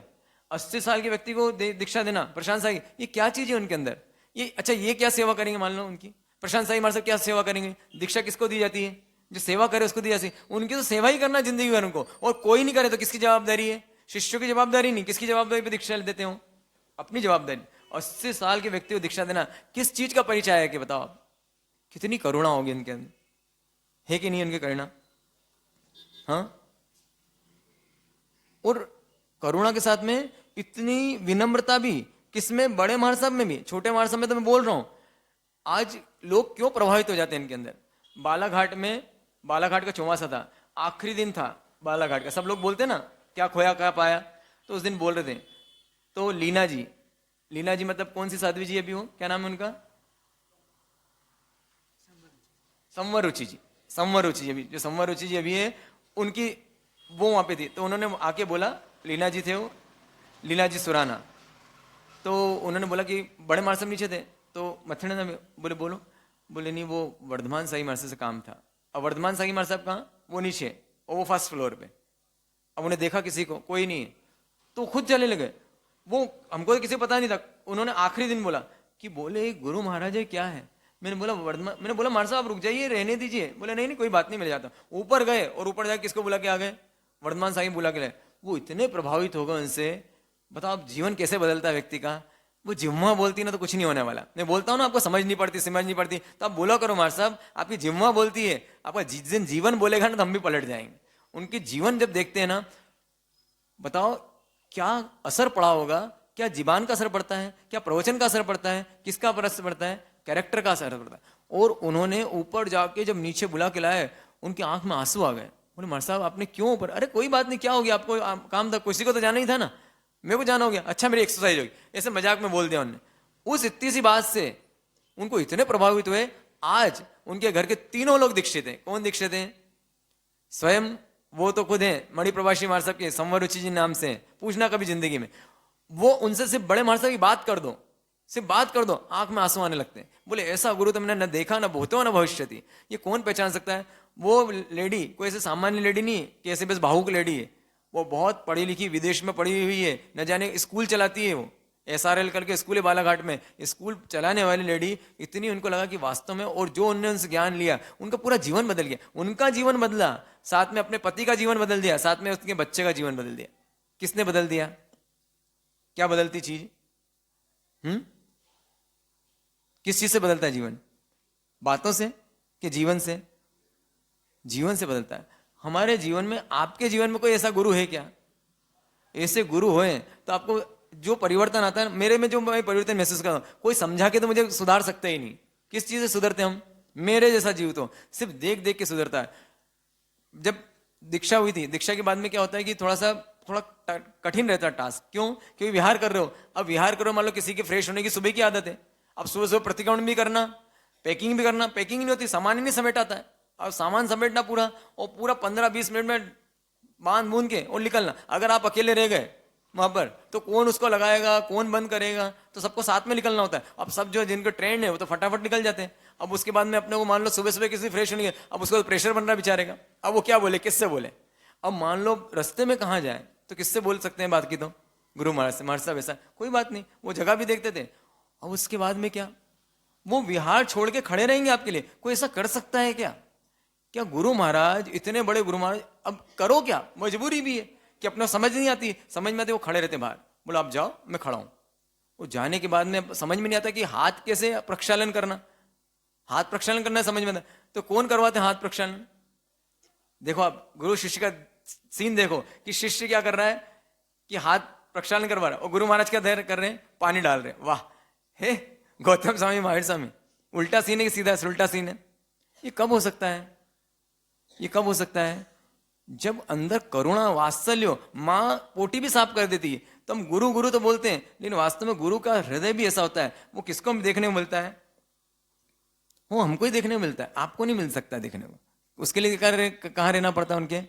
उनके पास में रहना पड़ता है। और ऐसा ही नहीं, शावक भी, उसमें छोटे महाराज साहब में इतना विनय विवेक है शावकों के प्रति भी। अभी जो संस्कृत के टीचर आए हुए हैं हम सबको पढ़ाने, हमको तो मालूम नहीं था महाराज साहब ने किससे पढ़ा, क्या पढ़ा। तो महाराज साहब ने जिसने पढ़ाई की थी बनारस में रह के, जिससे पढ़ाई की थी, उन गुरु महाराज को, क्या मिश्रा जी ना, पंड्या जी, वो पंड्या जी मतलब वही पढ़ाने आए हुए हैं। वो पंड्या जी पढ़ाने आए हो, वो उनकी तारीफ करते नहीं सकते। मैंने आज तक इतने सारे लोगों को पढ़ाया है, लेकिन ऐसा शिष्य नहीं देखा मैं जो इतना विनयी, इतना विवेकी। और एक बार में उनकी जब नहीं होते तब तारीफ करते, हमको भी बड़ा मजा आता है। हमारे से हम बताओ ना, उनको बोलते हैं, पंडित जी को बोलते हैं कि साहब आप बताइए ना हमको कैसे। और हम तो बड़ी फ्रेंकली बात कर लेते हैं, वो उनसे भी कभी, वो थोड़े मजाकी हैं तो उनसे भी कभी मजाक नहीं करते हो, कभी मजाक नहीं करते। ये जीव क्या बनेगा? हमारे पास में एक ऐसा जीव है जो आने वाले जन्म में क्या बनने वाला है? भगवान बनने वाला है, गणधर बनने वाला है। और हमारे पास में होते हुए भी आज आप कितने, मतलब हम तो बदकिस्मत है ही सी, आप हमसे बड़े बदकिस्मत हो। क्यों? हमारे पास में कम से कम नाम तो है उनका कि किसके शिष्य बोले जाते हैं हम। कोई तो ऋणानुबंध बन रहा है। अगर आप पुरुष हो तो कम से कम जीवन में इतना तो सोच लेना कि हे परमात्मा, कुछ और ना कर सकूं, मैंने पति तो बना मैं, लेकिन कभी क्या बन सकूं? ऐसे गुरु का क्या बन सकूं? शिष्य बन सकूं। कितनी छोटी सी बात से ये कैसी जीव आत्मा कैसी होगी है। पूर्व जन्म में ऐसा क्या बांधा होगा इन्होंने, सोचो आप, क्या कर्म किया होगा इन्होंने। इतनी सी बात सुनी, कितनी सी बात सुनी उन्होंने, एक बात सुनी, एक लाइन सुनी। क्या लाइन सुनी उन्होंने? कि बस सम्यक दर्शन सुना और दीक्षा ले ली। सम्यक दर्शन सुना। बड़े महाराज साहब जो थे वो अपनी शाविका जी को छोड़ने गए थे। कहां पर? मणिप्रवाही महाराज साहब का 1980 में शायद उनका चौमासा था इंदौर में। तो रोज जाती थी, जैसे कि सब भी जाते हैं, जैसे आपको वो छोड़ जाते हैं ना, आपके शावक जी छोड़ के वो दुकान निकल जाते हैं, ऐसे छोड़ के दुकान निकलने के गए होंगे।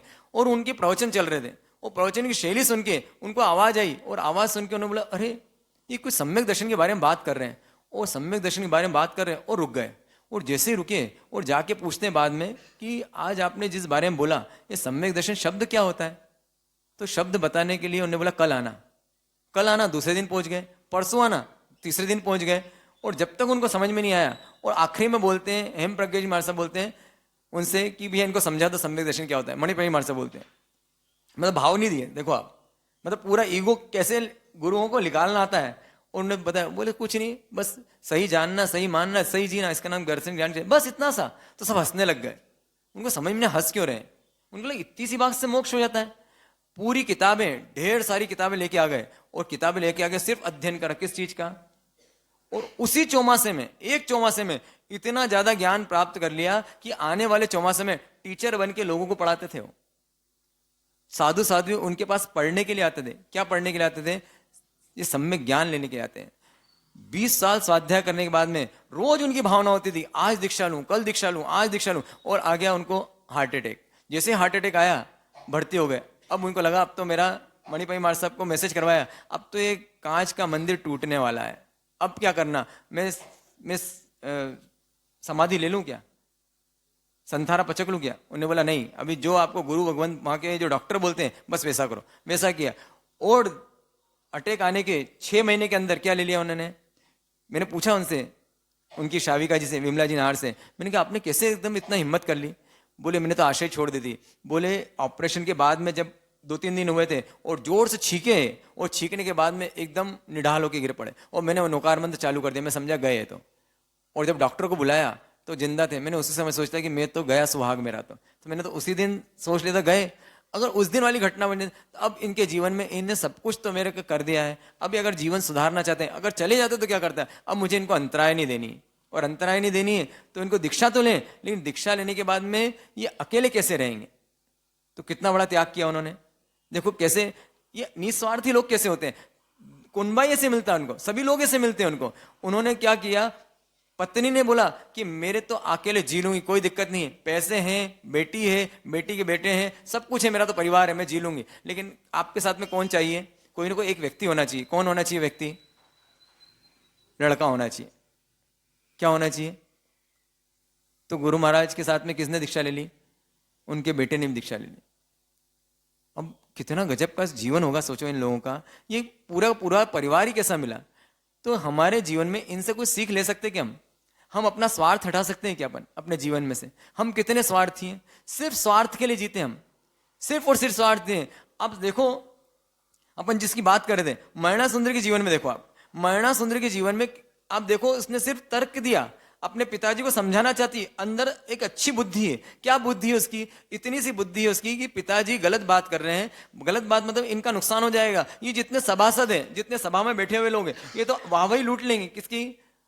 पिताजी को बेवकूफ बना रहे हैं, ठग रहे हैं पिताजी को, कि बोल रहे हैं हाँ हाँ तुम्हारे करने से होता है, आप तो राजा को रंक बना सकते हो, रंक को राजा बना सकते हो, आप कल्पतरु जैसे होते हैं ना, जो चारण लोग होते हैं, पहले भी चारण लोग होते थे, मतलब जो बड़ाई करते थे किसी राजा की, ये मेरे पिता का नुकसान कर देंगे। उसको बोला नहीं पिताजी ये गलत बोल रहे हैं, ये सभा गलत बोल रही है, ऐसा नहीं है। जो होता है कर्मों के आधार पर, और ऐसे ऐसे अकाट्य तरते, लेकिन अंदर क्या पड़ा हुआ था? अहंकार। अहंकार पड़ा हुआ था ना, तो तिलमिला गया पिताजी। और तिलमिला गए पिताजी किस बात से? क्योंकि तर्क के जवाब नहीं है। कर्म सिद्धांत तो ऐसा है कि आप जैसे ही आप किसी बहस करोगे, किसी बात करोगे, और अगर कर्म सिद्धांत को सामने लेके आ गया, खड़ा हो गया, आप टिक नहीं सकते हो। वो पूछेगा ऐसा है तो ऐसा क्यों, ऐसा है तो ऐसा क्यों। उन्हें पूछ लिया कि पिताजी सच में आप बोलते हो कि ऐसा ऐसा मेरे करने से होता है, तो राज्य में सब क्या सुखी है? आप तो सबको सुखी, आप भगवान नहीं हो, आप मत मानो, इनके कहने में मत आओ, आप जिन वचनों पर श्रद्धा करो। किससे बोलते हैं? अपने पिताजी को जिन वचनों पर श्रद्धा की बात बोल रही है, और उसको क्या चीज अंदर? उसको अहंकार है। उस अहंकार के कारण वो गुस्सा हो जाता है, उसे लगता है, सुबुद्धि मंत्री को लगता है कि बात बिगड़ जाएगी। तो जब भी बात बिगड़ने की क्या कर दो? माइंड डाइवर्ट कर दो। जब भी बात बिगड़ने वाली क्या करना चाहिए? घर में झगड़ा हो तो क्या करना चाहिए आपको?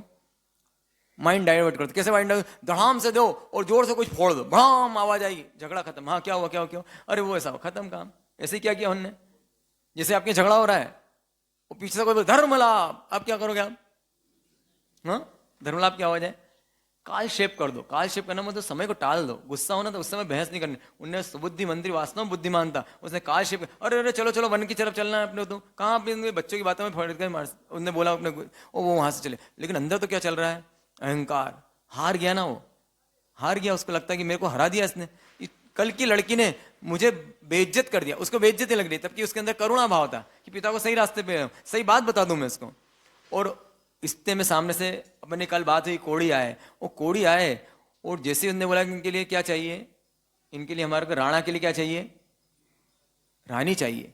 और रानी चाहिए तो वो बोलता है सुबुद्धि मंत्री, तुम्हारी ये मांगनी बिल्कुल अनुचित है। क्यों अनुचित है? कि कोई भी क्यों देगा। अब उसने भी सोचा, मंत्री ने उसके उधर, कि भैया इनके तो क्या करो, तारीफ करो, गधे को क्या बनाओ बाप, अरे आप तो इतने महान हैं, आपके दर से तो कोई खाली नहीं जाता है, आपकी कीर्ति धूमिल हो जाएगी। और अंदर तो उसके चल ही रहा था, क्या चल रहा था? इसका काट। किसका काट? अपनी बेटी का काट। और जैसे उसको एक आइडिया आया, किसको आया? प्रजापाल राजा को। कैसा गंदा आइडिया आया बोलो, अपनी बेटी के लिए। इसको बोलते हैं स्वार्थ। ये संसारी और ये गुरु महाराज, ये अंतर बताना चाहता हूं मैं। उसके अंदर क्या आया? ये बहुत बोलती ने कर्म कर्म कर्म, बस अंदर एक स्कीम आ गई इसके। जैसे उसने सोचा, अब तो पत्ता मिल गया, हुक्म का इक्का मिल गया, अब इसकी बात अब देखता हूं कितनी अकड़ती है। उन्होंने बोला कोई बात नहीं, कल आना दरबार में। वापस से बुलाया। किसको बुलाया? हाँ उम्बर राजा को तो बुला ही लिया। उसके पहले किसको बुला लिया? उम्बर राजा तो मान लो 9 बजे का टाइम दिया हुआ उसको, राज दरबार में 11 बजे का टाइम दिया हुआ कि आना तुम। अब कब आएगा? सुबह से थोड़ी ना आ जाएगा मुंह उठा के, वो भी आएगा बिल्कुल फ्रेश व्रेश होके आएगा बड़ा। हाँ तो 11 बजे, वो 11 बजे का टाइम दिया, तो 10 बजे किसको बुला लिया उसने? आ जा भाई मैना, आ जा। अंदर क्या है? बहुत खुशी है। वो दुख था वो खत्म हो गया उसका। क्यों दुख खत्म हो गया? क्योंकि जब किसी की कोई बहुत बड़ी बड़ी बातें कर रहा है, उसकी पोल मालूम पड़ जाती है आपको, अब तो बोल, क्योंकि मेरे पास तो क्या है? हुक्म का इक्का है ना मेरे पास तो। अब मैं हुक्म का इक्का, हाँ बोल बेटा क्या बोल रही थी कल तू? तो बोले पिताजी मैं तो कुछ नहीं बोल रही थी, मिच्छामि दुक्कडम, 2-3 बार आपके पास आई थी, मैं बोल रहा हूं अपनी तरफ से, शास्त्र में नहीं लिखा, यही हुआ होगा ना कि भाई मैं तो आपके 2-3 बार मिच्छामी दुक्कड़म भी आई थी, लेकिन आप मिले नहीं कल मुझे दिन भर।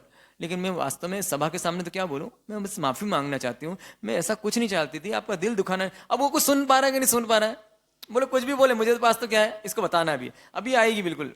ऊंट आएगा कहाँ, पहाड़ के नीचे आने वाला है। जैसे हुक्म का अक्का डालूंगा और ऊंट कहाँ जाएगा, पहाड़ के नीचे। इसकी अकल ठिकाने, जैसे मिच्छामी दुक्कड़म वगैरह, तो अब ये बोलेगी, अभी बोलेगी मैं सिर्फ इतना कहना चाहती थी पिताजी, जो कुछ होता है कर्मों से होता है, ये कर्म किसी को नहीं छोड़ते हैं, आदिनाथ भगवान को भी नहीं छोड़ा, कोई हमारे कर्म नहीं काट सकता, जो हमारे भाग्य में था वही मिलता है। इसलिए जो सभासद है आपको बरगला रहे हैं, ऐसा नहीं। अब वो समझा रही है, लेकिन अच्छा बोले, अच्छा तेरे कर्म में क्या लिखा तू बता। मैं करूंगा वो लिखा है कि जो ये लिखा है वो लिखागा, मैं करूंगा तेरा कर्म का डिसाइड, या कर्म करेंगे। बोले पिताजी वही बात है, कल बात हो ही चुकी अपनी, जो कर्म करेगा वही होगा, किसी करने से कुछ नहीं होगा। जो मेरे भाग्य में लिखेगा वही पति मिलना है, वही घर मिलना है, वही सासू मिलनी है, सब डिसाइडेड है, सब डिसाइडेड। कितनी कुंडली मिला लो आप करते हो ना, कुंडली मिलाते हो ना, आप बताओ कि अगर वो ऐसा बोलते, अब उसके पास में तो हुक्म का इक्का है, अब उसने बोला ठीक है, सब वही करेगा।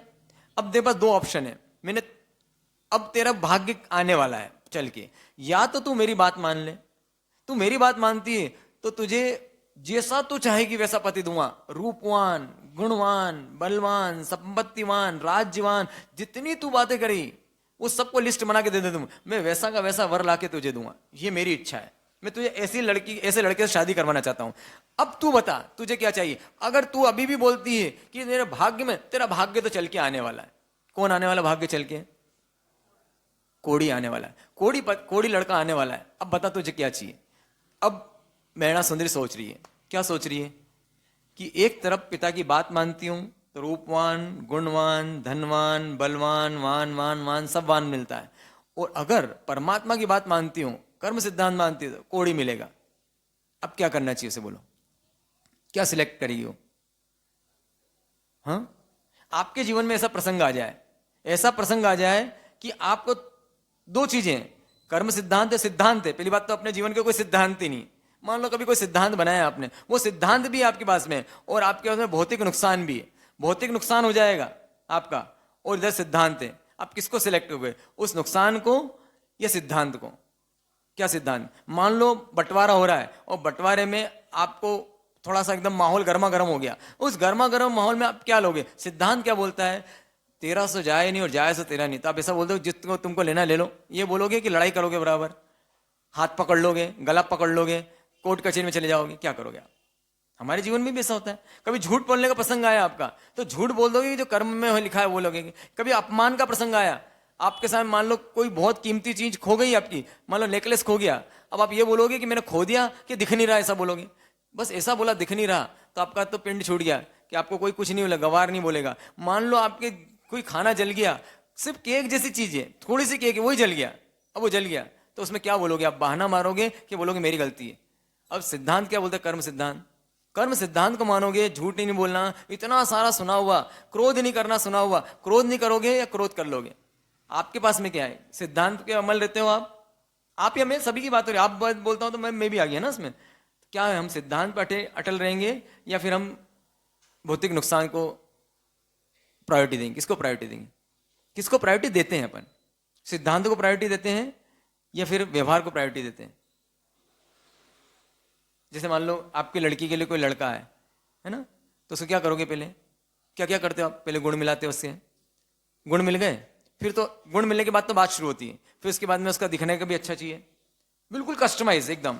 आपने सब लिखे, दिखना भी कैसा चाहिए बराबर। और मेरी बेटी 5 फुट 5 इंच थे तो 5 फुट 7 इंच होना चाहिए, 9 भी नहीं होना चाहिए, 5 भी नहीं होना चाहिए, ठीक है। मेरी बेटी दुबली पतली है तो लड़का भी कैसा होना चाहिए? दुबला पतला होना चाहिए। वो गोरी है तो कैसा होना चाहिए? लड़का भी गोरा होना चाहिए। हमारे बराबरी का धनवान भी होना चाहिए। साथ में मेरी बेटी अच्छी पढ़ी हुई है, MBA किया हुआ है, उसने मास्टर डिग्री, तो उसको भी मास्टर डिग्री तो कम से कम होना चाहिए, पढ़ा लिखा होना। फिर उसके बाद में धनवान भी होना चाहिए, घर का मकान भी होना चाहिए।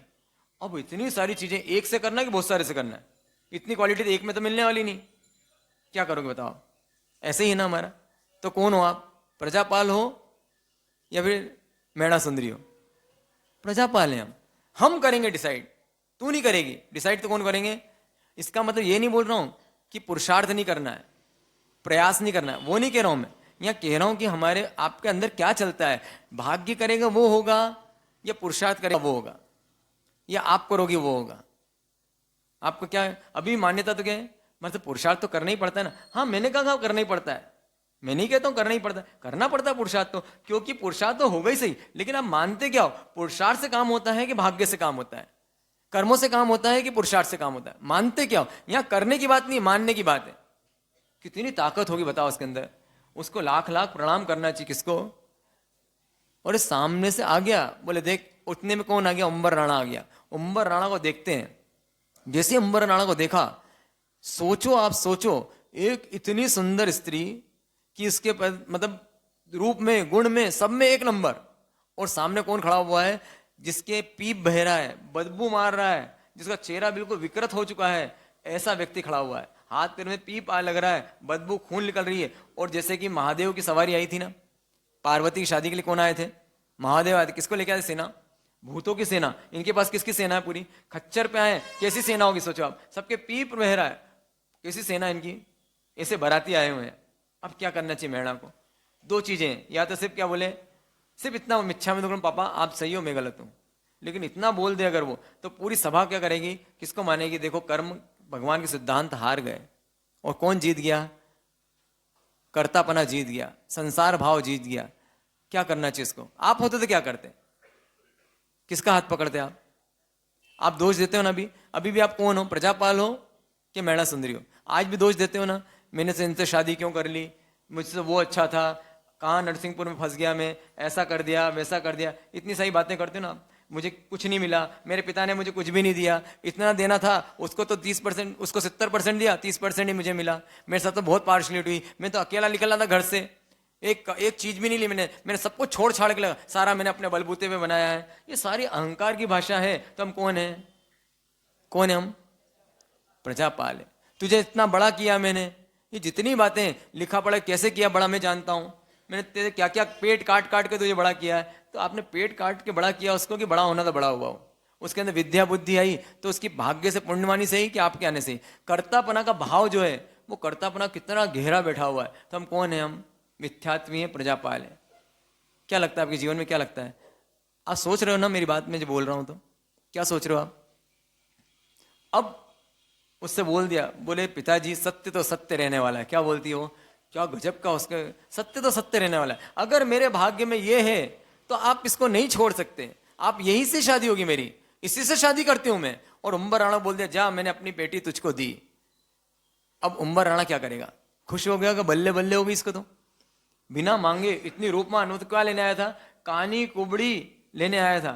उसने क्या मिल गया उसको सामने से? इतनी रूपमान मैणा सुंदरी मिल गई।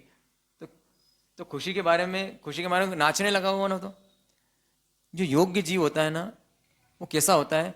अनहक्का नहीं लेता है, वो मना कर देता है। क्या बोलता है वो? कौवे के गले में मोती का हार शोभा नहीं देता। क्या बोलता है वो? किसको बोल रहा कौवा? अपने को। कौवे के गले में मोती का हार शोभा नहीं देता, ये मेरे योग्य कन्या नहीं है, मैं इसके योग्य नहीं हूं, मना कर देता है। अब मना कर देता क्या होगा? शादी होगी कि नहीं होगी? हाँ, मना कर रहा हो, खुद से मना कर दिया उसने। किसने मना कर दिया? ऐसे ऐसे ईमानदार लोग होते हैं। टैक्सी में कभी जाओ, टैक्सी में जाओ, अगर 90 रुपए दिए, 90 रुपए के हुआ और 100 का नोट दो, भैया रख लो। बोले क्या, कहाँ चुकाऊंगा आपका 10 रुपया? भैया रुको, वो 5 मिनट रुको, ये 10 रुपया अपना हक का लो। अपने हक का है उतना ही रखते हैं, बेहक का रखते नहीं है। वो कौन है? मार्गानुसारी है, वो मोक्ष मार्ग में जाएगा। और जो अपने हक का नहीं है वो भी रख ले, इसका मतलब क्या है? वो निकृष्ट जीव है। हम कौन से वाले जीव हैं? हमारे हक का रखते हैं कि बिना हक का भी रख लेते हैं? ये कौन बता रहा है? ये दो योग्य जीव है ना, योग्य जीव पात्र जीव है। पात्र जीव के अंदर ये गुण होगा ही होगा, वो अपने हक का रखेंगे नहीं। मैं हक नहीं रखता, ऐसी स्त्री से शादी करने का मेरा कोई हक नहीं है, इससे साफ मना कर देते हैं, मुझे नहीं करना इससे शादी। बताओ आप, गजब बात। सामने से कौन मिल रही है? इतनी क्या लेने आया है? शादी करने आया है। अब शादी करने में अच्छी बेस्ट लड़की मिल रही है, तो करना कि नहीं करना उसकी शादी? सोचना आप। कल अपन देखते हैं इनकी शादी होती है कि सब मता तो है आपको, होती है कि नहीं होती है? ठीक है ना। ओम शांति। पचकान, उपवास के पचकान। सूर्य हो गए अबत्रम खाइमम समथन पाणाहार पोड़सी 60 पोड़सी मुट्ठी से बचकाई अनथणम बोस रही आयंबिल निवी एकाशना अभ्यासना उग्गे सुरे नौकारसी पोड़सी 60 पोड़सी मुट्ठी से बच गई उग्गे से चौम प्रमासनम पाणम खायमम सायमतरम वसनम पच्छन का दुसनम आयंबिल निवी पचकाई अनत्थानाम भोगन सदल गत सन एकाशना अभ्यासना बच गई तियम प्रासनम खायमम सायमतरम वसनम सागर औंटर सागर उठे पैठे पाणस लेवणवा अलेवणवा अच्छेणवा बोले सतन वो सराई धारणा बच गई धारणे बच गई अनत्थानाम सतन वो सराई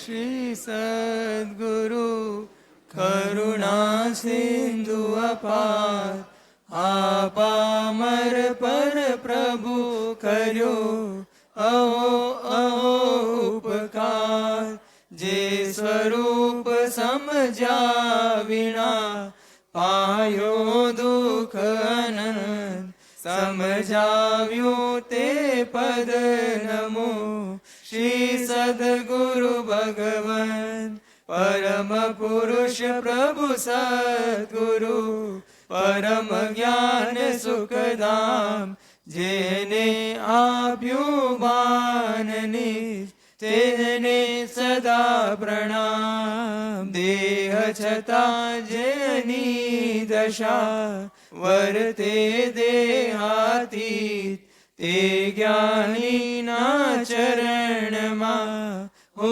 वंदन अगणित हो वंदन अगणित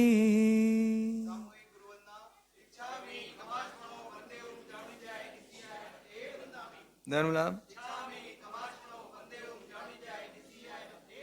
धर्म लाभ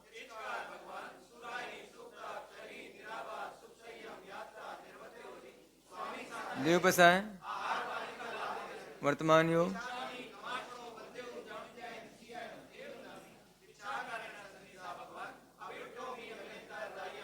काम्य